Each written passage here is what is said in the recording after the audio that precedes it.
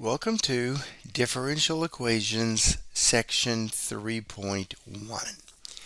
In this section, we begin to look at second-order linear differential equations. So, in question 1 here, I have a second-order linear differential equation. They are giving me two initial conditions, y at 0 and y prime at 0. Because it's a second order, I need two initial conditions. So they want me to show that y1 e to the 4x and y2 e to the minus 4x are both solutions. And then we want to form a solution which is a combination of those two, and we want to figure out what the constants C1 and C2 are.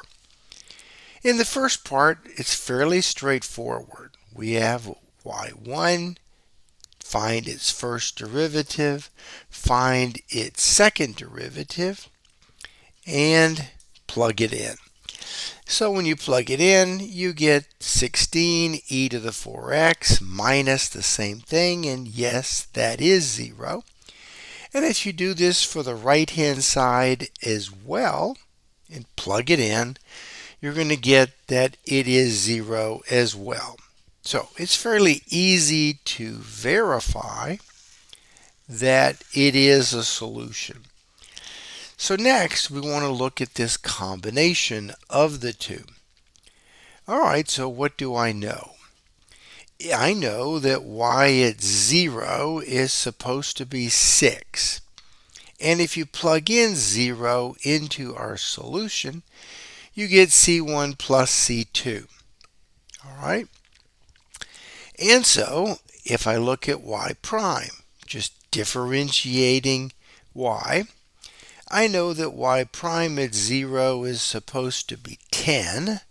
And if you plug in 0, you get 4c1 minus 4c2. So I get two equations in two unknowns, my unknowns being c1 and c2. So we have lots of different methods possible for trying to solve two equations and two unknowns. But the easiest is just see if I can multiply and add. So I'm going to take my first equation here, multiply across by minus 4, because I want the C1 to cancel. And so by doing that, I get minus 8C2 is minus 14. And so I get a minus 14 over a minus 8, which reduces to 7/4.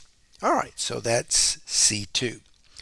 Plug it back into the top equation, and you can quickly solve and get C1 is 17/4. So my solution is this combination of y1 and y2. Question 2 continues this. We have a second order problem.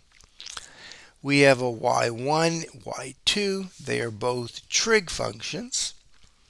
We're given y at 0 is 9, y prime at 0 is 8. And so the first part of this is simply take y1, y2, take your first derivatives, second derivatives, plug them in, and yes, when you do add them up, you do get 0. So yes, they do work. So next, I'm looking at finding C1 and C2 so that things work out nicely. Well, you have y at 0 is 9. Well, the good news is the sine of 0 is 0, and the cosine of 0 is 1, so you quickly get C1 is 9. Calculate y prime just by differentiating y. You know at 0 it's supposed to be 8. Well, again, sine of 0 is 0, cosine of 0 is 1. And so you can quickly get C2 is 8/3. thirds. All right, so there's our combination of y1 and y2. In question 3, we get something new. We want to know if two functions happen to be linearly dependent on an interval 0, 1. Well, let's back up. Two functions are linearly independent if, when I add them together, and I get 0. So take C1, any real number you like, C2, any real number you like. If I can add these things up and I get 0, they're not linearly independent. But if the only time I get 0 happens when the constants are 0, they're linearly independent. And if you remember question 1 and 2, we actually had y1 and y2, which were linearly independent, and we were finding the combination. Now we say they are linearly dependent if one of them is a scalar multiple of the other one. Scalar multiple just means one of them multiplied by some number gives you the other one. So here I've got y1 is tangent squared minus sine squared, and y2 is the constant function 6. Well, if you remember from trig, tangent squared plus 1 is secant squared, and if I bring the secant squared over, the 1 to the right, I get tangent squared minus 1 is tangent squared minus secant squared is minus 1. And so y1 is tangent squared minus secant squared, but we just saw that was minus 1. And now I can rewrite the minus 1 as minus 1/6 times 6. And therefore I see that y1 is a scalar multiple of y2 because y2 was 6. All right, in question 4, we are given a y1 and a y2, and the question is, are they linearly dependent? Let's see, y2 is 14 cosine of 2t. All right, but if I use one of my trig identities for the cosine of a double angle, cosine of 2t is 1 minus 2 sine squared of t. Oh, but wait, that is my y1. So y2 is a scalar multiple of y1, and they are linearly dependent. And here we have question 2. We have y1 is sine squared, y2 is cosine squared. All right, so, and they want us to verify some things about the Wronskian and make a conclusion, but let's see a little bit farther down where I worked it out. All right, what is this Wronskian business? Well, the Wronskian is a way to determine if two things are linearly independent or not. So you put in your functions that you are wondering if they are or are not. You calculate your first derivatives. The two vertical lines mean a discriminant. And if I've got a discriminant in this 2 by 2 matrix, it's easy to calculate. It's the downward diagonal product minus the upward diagonal product. So in this case, I do that, and so I've got a sine squared multiplied by this minus 2x sine of x squared. I've got the upward diagonal there. Now I'm going to factor out this minus 2x, and then I get sine squared plus cosine squared, which we know is 1. So my Wronskian is minus 2x. So the Wronskian could be 0, and it is 0 when x is 0. So the Wronskian does vanish, which leads you to believe maybe the two functions are linearly dependent. Well, two functions are linearly dependent if one is a scalar multiple of the other one. Or another way to look at this is if you divide your two functions, you get a constant. But for us, y1 over y2 is the sine over the cosine, and the sine over the cosine is the tangent. And this tangent of x squared is certainly not a constant. So therefore, y1 and y2 are independent. But according to the theory of second order homogeneous equations, two functions can only be solutions of any second order equation, means that the Wronskian can't vanish at every point in the interval. And if our interval contains 0, the Wronskian would vanish.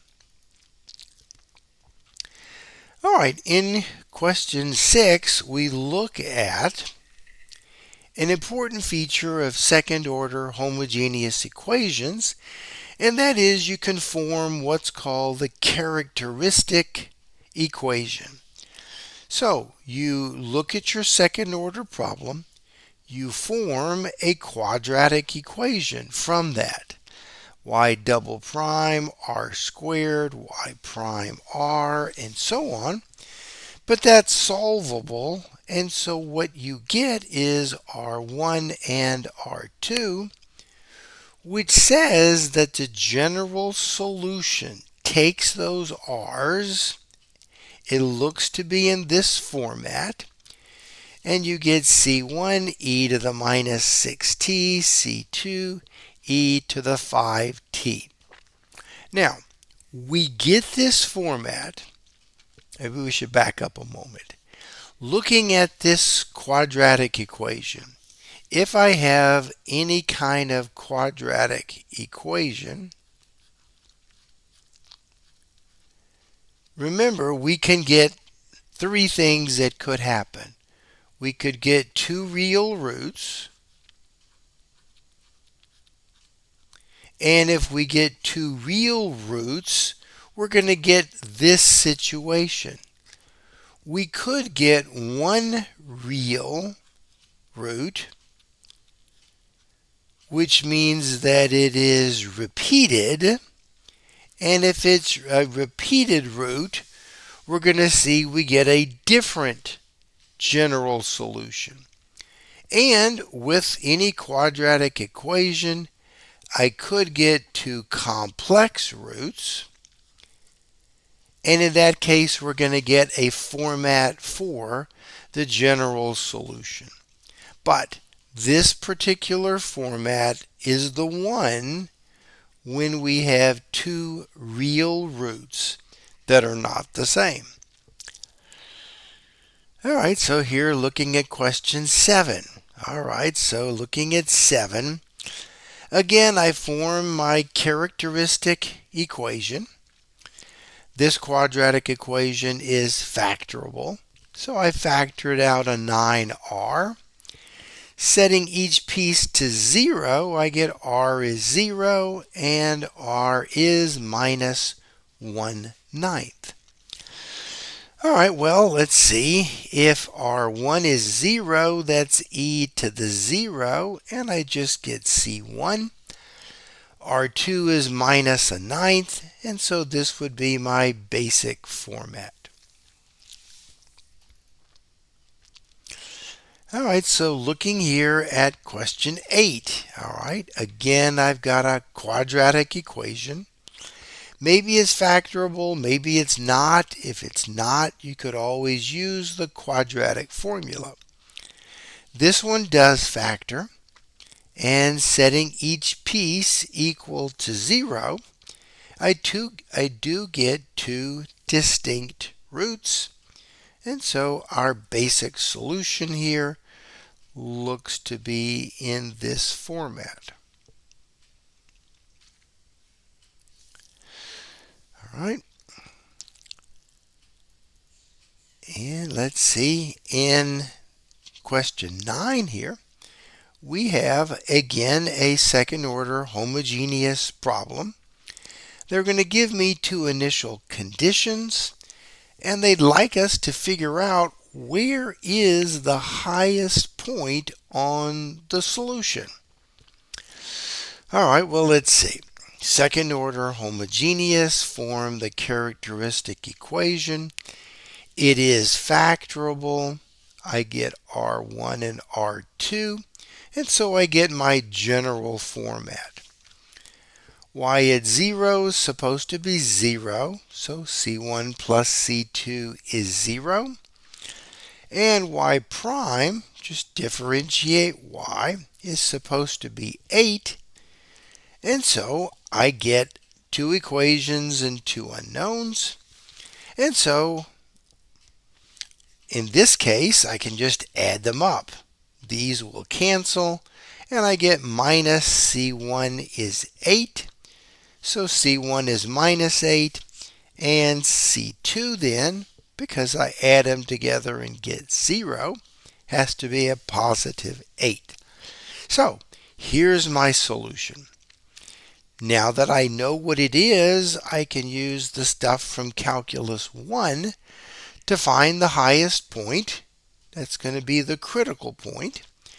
All right, so differentiate it. Got it. And now set it equal to 0. All right, so I factored out a 8 e to the minus x and this piece. Well, e's, exponential functions in this format, are never 0, so I don't have to worry about that part. This part, I can set it equal to 0 and then take the natural log of both sides. All right, so how did I do that? Well, ln of this, so I get ln of 1/2, which is ln of 1 minus ln of 2. ln of 1 is 0, but I do pick up a minus there, and that's why that looks positive. And so where is the point? So plug this back into your problem. Grind through some of this. See, I'm going to take this minus 2 and put it back up here, and this minus and put it back up there. And that's how I got the 1/4 and 1/2. And so the output value is 2. All right, and then looking at our last problem here, they're saying a second order Euler equation of this format. We can use a transformation to make it into a second order homogeneous one. So notice I've got the constants in the front here and no longer the variables. So let's see why that works. So here's your substitution. So y prime dy dx, rewrite that. And now what is dv? Well, the derivative of v is 1 over x. Take the second derivative, all right, plug in what we just found out. Take the derivative of 1 over x minus 1 over x squared, keep going. And so we get this form for y prime. And if you plug y double prime n, y prime n, you will get that yes, it does transform the problem into this homogeneous one. And so if you do that with our problem, okay, here's our problem. All right, so our problem has A is 18, B is 18, there is no C, and so it's pretty easy. 18, 18 minus 18, and 0. So the second derivative here is 0. Characteristic problem is r squared equals 0. This is a repeated root. So repeated roots have a format that looks like the following. So in general, repeated roots would look like y of x is c1e to the rx plus c2x e to the rx. This is if it is a repeated root.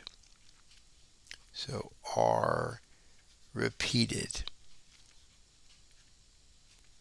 So here we have r is 0, so that's why this is just a 1 and I get c1. R is 0, so I get c2x, but my variable is v. And now plug it back in what I know about v. V is ln of x. And so we get our solution to our Euler equation.